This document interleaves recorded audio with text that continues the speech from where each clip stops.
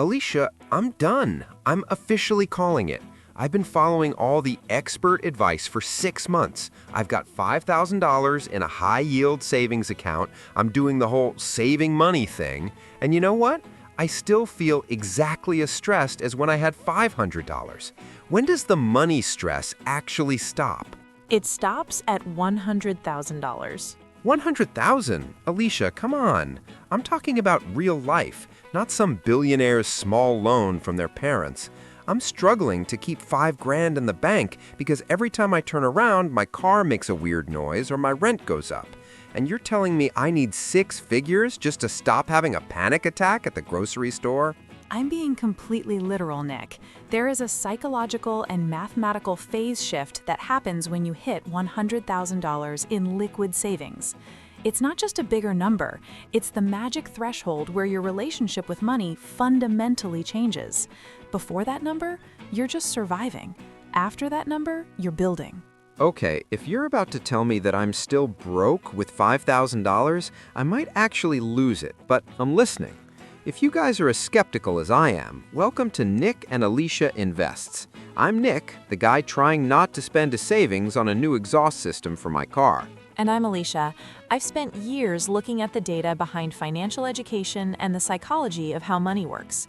Today, we are breaking down why $100,000 is the first real milestone of financial freedom and why everything below that is just a treadmill. Before Alicia crushes my soul with more math, do us a favor. If you want to see how Alicia invests and how Nick invests, mostly poorly at first, hit that subscribe button. We're here to help you master your money mindset and actually reach financial independence. Now, Alicia, explain yourself. Why is my $5,000 a treadmill? Think about what most personal finance gurus tell you, Nick. They say start with a baby emergency fund, maybe $1,000 or $5,000. It sounds good in theory, it's a nice little safety net. But in the real world, it's a trap. How is having money a trap? Because it's not enough to handle compounding emergencies. Let's say your car needs a $3,000 repair. You use your emergency fund. You feel responsible. But now you're down to $2,000. You're frantically trying to rebuild it, but before you can, your laptop dies. That's another $1,500. Now you have $500 left. You're one flat tire away from putting your life on a credit card. That is exactly my life. It's like I'm bailing water out of a leaking boat.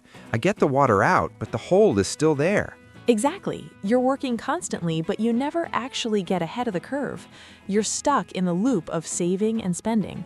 But when you have $100,000 sitting there, the entire dynamic changes.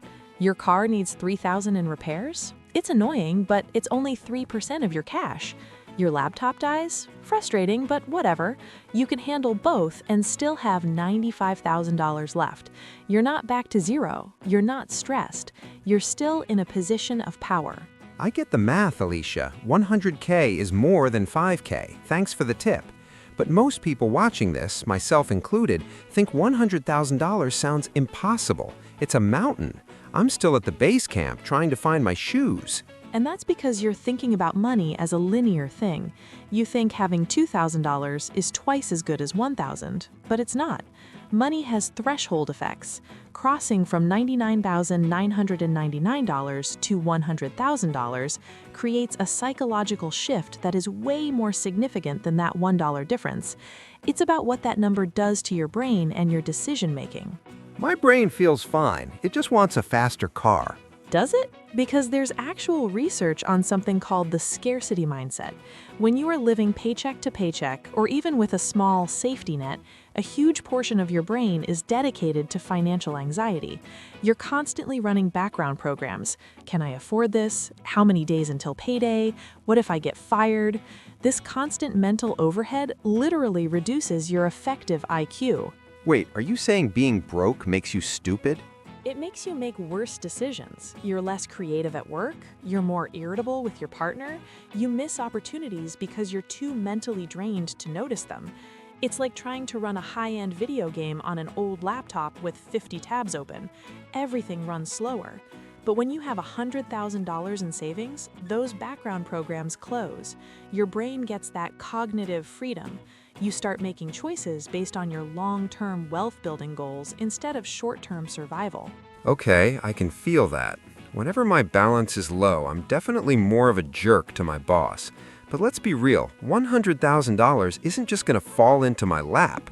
How does someone like me, who likes nice things and cares about status, actually get there? You have to stop chasing rich and start chasing wealthy. There's a massive difference that most people don't understand in their personal finance for beginners journey. Being rich is about income. It's about how much money flows through your hands. You see the guy in the $80,000 truck. He might be rich, but he's likely broke. He's one missed paycheck away from losing it all. But he looks like he's winning. He's losing the game of financial independence. Being wealthy is about assets. It's about what you keep. I'd rather be the guy making $70,000 a year with $100,000 in index funds than the guy making $200,000 with a massive mortgage and a leased Porsche. The guy with the savings has walkaway power. Walkaway power. I like the sound of that. It's the ability to say no. If your boss is toxic, you can walk away. If a job requires a risky move but has a huge upside, you can take it. When you have no savings, you're a prisoner to your paycheck. You take the abuse, you stay in the boring role, you play it safe because you have to. But $100,000 buys you the freedom to take calculated risks. And ironically, taking those risks is usually how you build wealth even faster. So 100K is basically freedom insurance. But what about the investing side? You know, I'm skeptical about the stock market. Every time I see the news saying the market is down, I want to pull my $5,000 out and hide it under my mattress. And that's the second reason why $100,000 is the magic number. It changes your risk tolerance. When you have a small amount of money, every market dip feels like a personal attack. If you have $5,000 and the market drops 10%, you lost $500. That feels like a lot of work down the drain. You panic, you sell low, you stay broke. Guilty as charged. But when you have $100,000 properly invested in ETFs or index funds and the market drops 10%, you lose $10,000 on paper. That sounds scarier, right? But the psychology is different. You know you have enough cushion that your daily life isn't affected. You don't need that money next month. You can stay calm, stay invested, and wait for the recovery.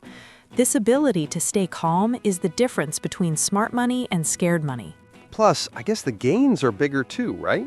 Exactly. This is what I call the second engine. When you have $5,000, a 7% return is $350. That's a few nice dinners. It's not life-changing. But 7% on $100,000 is $7,000 a year. That is a real amount of money for doing absolutely nothing. That's the beginning of passive income. Your money is now working a part-time job for you.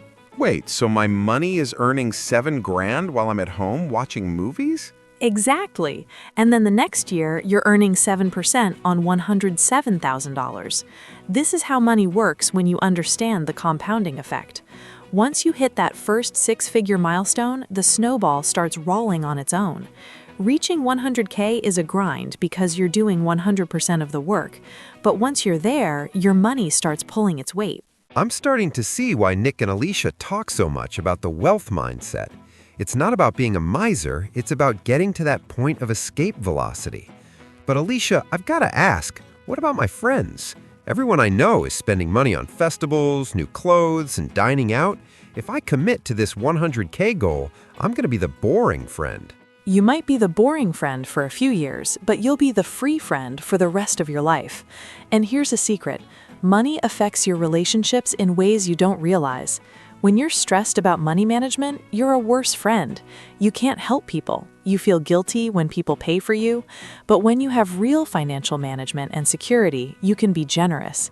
If a friend is in trouble, you can actually help them without it ruining your month. That's a good point. I hate that feeling of, can I afford to go to this wedding, or do I have to split the bill evenly when I only had a salad? Exactly. $100,000 removes the petty from your life. It allows you to focus on the people you love instead of the prices on the menu. This is the part of financial independence that nobody talks about. It makes you a better person because it removes the desperation from your soul. Desperation from my soul? Okay, that got deep. But I think I get it. To get to 100K, I have to stop being the guy who wants to look successful and start being the guy who actually is successful. I need to get serious about budgeting for beginners and actually stick to it. It requires a fundamental shift in who you are. You have to learn mindful spending. You have to increase your income through strategic career moves. You have to learn to love boring index funds instead of chasing the next get-rich-quick stock. Reaching 100K is a rite of passage. If you can do that, you've proven you have the discipline to become a multimillionaire. The habits are the same, the numbers just get bigger. So the path is simple, but it's not easy. Spend less than I earn, invest the difference, don't touch it, increase my income, and ignore the shiny objects. That's the core of financial education. It's not about some secret hack. It's about the endurance to reach that first threshold. Most people will never do it. They'll spend their lives earning decent money and wondering where it all went. They'll stay in the scarcity mindset forever. Not me. I'm officially done with the $5,000 treadmill. I want the steam engine. I want the 100K. I want the walk-away power. That's what we like to hear. Reaching that first $100,000 is the hardest thing you'll ever do in your financial life, but it's the only thing that actually changes the game. Once you realize how money works at that level, you'll never look at a paycheck the same way again. Alicia, I think my brain just closed about 20 background tabs. I actually feel focused. For everyone watching, if you're ready to stop feeling broke and start building actual wealth, you're in the right place. We're here to help you navigate the stock market, personal finance, and the psychology of wealth building. Reaching $100,000 is just the beginning. Make sure you like this video if it gave you a reality check. Subscribe to Nick and Alicia so you don't miss a single step of this journey. We're going to show you exactly how we're doing it. And if you're sitting there thinking, I'm already in my 30s or 40s, is it too late for me? You absolutely need to watch our next video. Yeah, don't miss that one. Before your 30th birthday, this window closes forever. It sounds scary, but it's the wake-up call you need to start your saving and investing journey today. See you in the next one. Let's go get that 100,000. I've got some background programs to close. See ya!